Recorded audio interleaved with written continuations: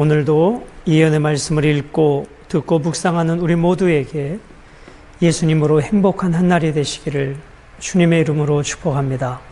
계속해서 우리에게 들려지는 소식은 우울하고 암담한 소식들이 너무나 많습니다.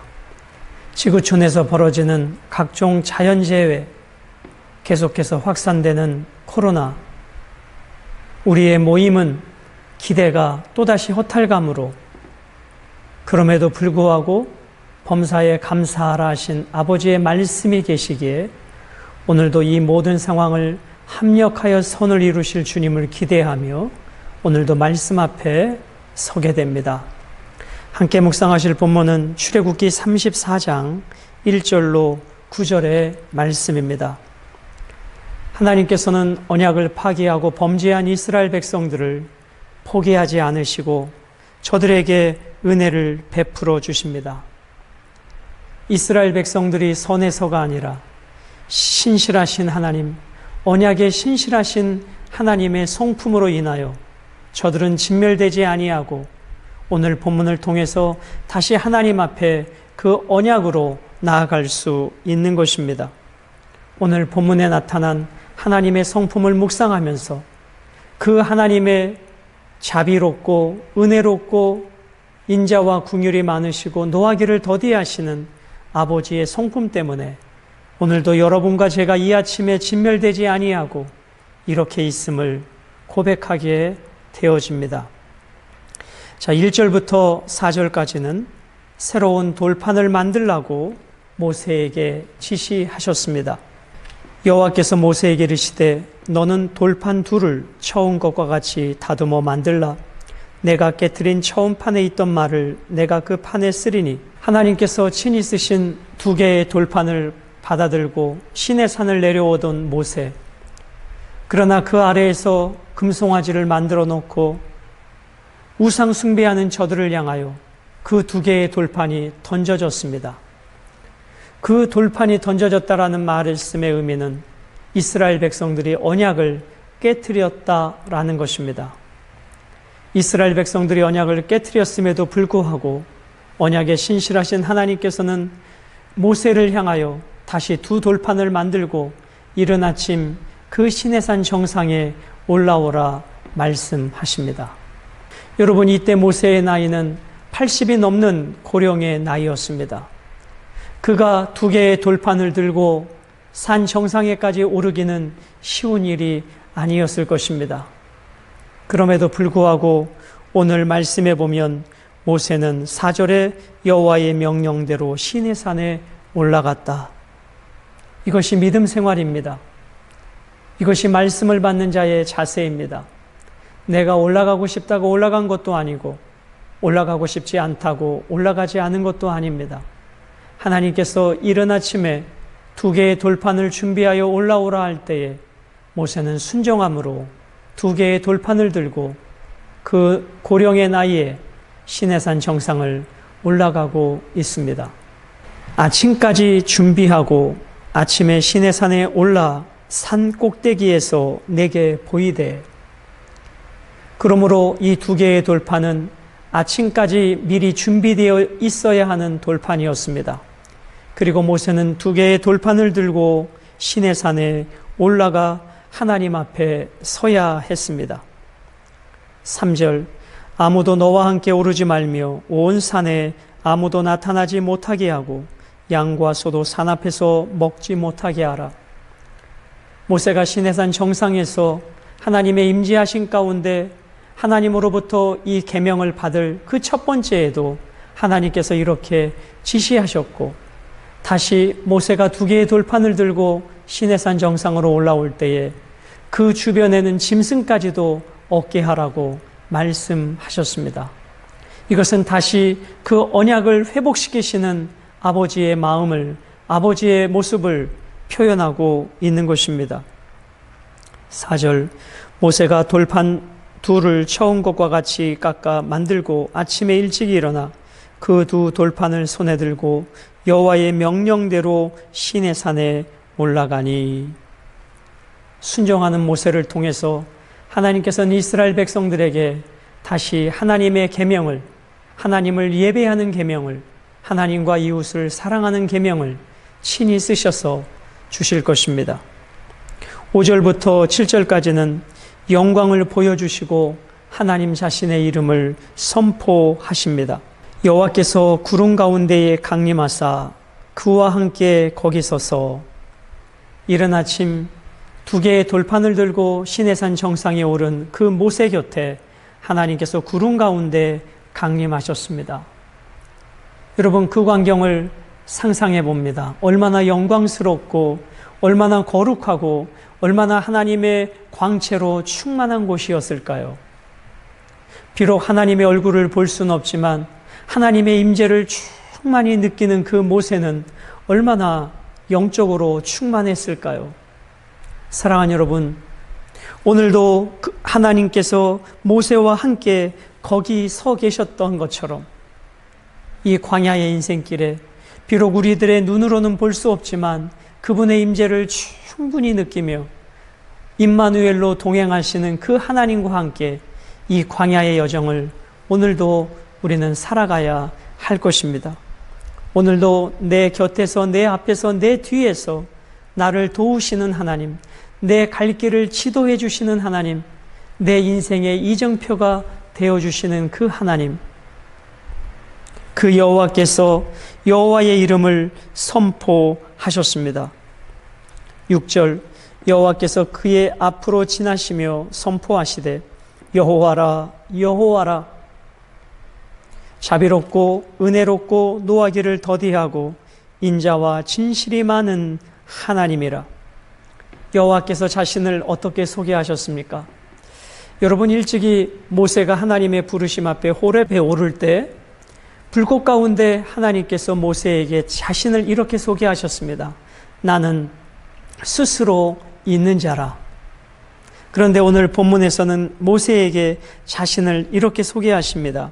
자비로운 하나님이시다. 자비롭다라는 말씀을 이 출애굽기 안에서 찾아본다면 금송아지로 하나님을 욕되게 하고 하나님의 이름을 망령되이 불렀던 저들이 언약을 파괴하고 깨뜨렸지만 자비로우신 하나님은 그 언약에 신실하셔서 저들을 끝까지 버리지 아니하시는 그 하나님, 바로 그 하나님 자기 자신을 자비롭고 소개하십니다. 은혜롭고, 아시다시피 받을 자격이 없는 자에게 조건 없이 베푸시는 아버지의 사랑을 은혜라고 말씀합니다.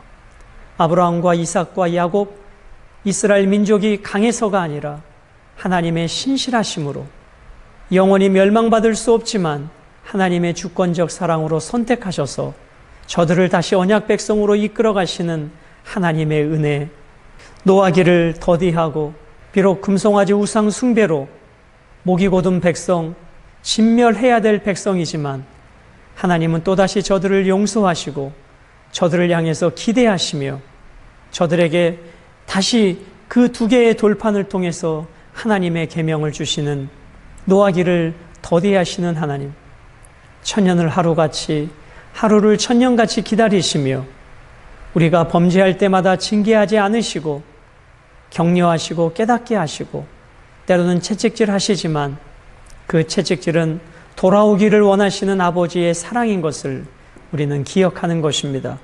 또 그 여호와는 인자와 진실이 많은 하나님으로 소개되고 있습니다. 진실, 이것은 진리로 번역해 볼 수 있습니다. 인자와 진리가 많은 상호 인격적인 관계에서 오직 유일하신 진리 되신 하나님, 금송아지가 진리가 아니라 오직 여호와 하나님이 진리 되셔서 자비롭고 은혜롭고 노하기를 더디하시고 인자와 진실이 많으신 하나님으로 당신을 소개하고 있습니다. 7절입니다. 인자를 천대까지 베풀며 악과 과실과 죄를 용서하리라. 그러나 벌을 면제하지는 아니하고 아버지의 악행을 자손 3, 4대까지 보응하리라. 자, 하나님께서는 당신의 언약을 지키는 자들에게는 천대까지, 하나님의 언약을 깨트리고 불순종하는 자들에게는 3, 4대까지. 자, 이것은 문자적으로 천대, 문자적으로 3, 4대 개념이기보다는 하나님의 사랑과 긍휼이 이 자녀들의 연약함을 덮고도 남을 천대까지 하나님께서 복 주시겠다는 것입니다. 비록 저들이 범죄하여 언약을 깨트린다 할지라도 하나님의 인자하심으로 저들을 용서하시겠다는 것입니다. 그러나 저들의 죄책은 남고 그 죄에 대한 영향력은 남아 있을 것이다. 그것이 3, 4대에 담겨진 표현입니다. 그러므로 우리 부모들이 우상 숭배를 한다면 그 부모의 우상 숭배 때문에 자녀들이 망하지는 않지만, 연자제가 적용되는 것은 아니지만 그 부모의 우상 숭배의 영향력이 자녀들에게 남을 수 있다는 것입니다. 그렇습니다, 여러분. 하나님은 여러분과 저를 천대까지 복 주시기를 원하시며 우리가 범죄할 때에 속히 돌아오기를 원하시며 징계하시지만 그 징계는 멸망을 위한 징계가 아니었다는 것입니다. 8절과 9절은 여호와께 이스라엘과 동행하실 것을 모세는 간구합니다. 모세가 급히 땅에 엎드려 경배하며 이르되 주여 내가 주께 은총을 입었거든 원하건대 주는 우리와 동행하옵소서. 이는 목이 뻣뻣한 백성이니이다. 우리의 악과 죄를 사하시고 우리를 주의 기업으로 삼으소서. 우리가 어제 함께 묵상하신 말씀처럼 비록 이들이 우상 숭배자였지만 하나님 이들을 기억해 주옵소서. 하나님 저들을 버리지 말아 주옵소서. 아무리 가나안 땅에 우리가 들어간다 할지라도 여호와께서 친히 함께 가시지 않으시면 그 가나안 땅은 우리에게 의미가 없습니다. 사랑하는 여러분, 우리의 인생의 목적은 가나안이 아니라 하나님과 동행하는 것입니다. 우리의 인생의 목적은 이 땅에서 풍요와 번영을 누리는 것이 아니라 하나님과 동행하는 것입니다. 오늘도 이 영적인 원리, 삶의 목적을 알아 우리의 마음이 가나안의 풍요 속에 있지 아니하고 하나님과 동행함에 있게 되시기를 주님의 이름으로 축복합니다. 모세는 하나님께서 자신을 자비롭고 은혜롭고 노하기를 더디하시고 인자와 진실이 많은 하나님으로 소개하시고 인자를 천대까지 베풀며 악과 과실은 3, 4대까지 보응하시겠다는 하나님의 성품을 말씀을 들을 때에 모세는 즉시 엎드려 경배하며 하나님, 목이 거둔 이 백성이지만 금송아지를 섬긴 백성이지만 하나님의 자비하심으로 천대까지 덮는 그 자비하심으로 이 백성을 용서해 달라고, 이 백성과 동행해 달라고, 우리의 목적은 가나안 땅이 아니라 하나님과 동행하는 것이라고 모세는 중보자로 서고 있습니다. 오늘 본문에 나타난 하나님은 언약의 신실하신 하나님, 인자를 천대까지 베푸시지만 악행은 3, 4대까지 갚으시는 그 자비로우신 하나님이십니다. 오늘도 우리가 범죄하였을지라도 다시 은혜 앞에 설 수 있는 것은 바로 이 하나님의 자비로우심, 은혜로우심 때문입니다. 노하기를 더디한다. 자, 이것의 문자적인 표현은 코가 길다, 그런 표현입니다. 히브리 사람들은 분노가 코를 통해서, 콧김을 통해서 나온다, 그런 인식을 갖고 있죠. 우리도 사람이 분노하면 코가 벌름벌름 거린다든지 코를 씩씩거린다, 그런 표현을 쓰지 않습니까? 노하기를 더디하신다, 이 말씀의 의미는 코가 길다. 자, 그 말을 풀어보면 코가 길기 때문에 그의 분노의 콧김이 나오는데 시간이 걸린다, 그런 뜻입니다. 바로 하나님께서는 그렇게 분노를 더디하시는 분이십니다.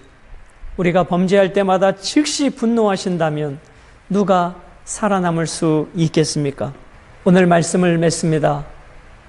하나님께서 이스라엘 백성들과 관계 회복하신 것은 이스라엘 백성들이 의로워서가 아니라 하나님의 의로우심 때문이었다.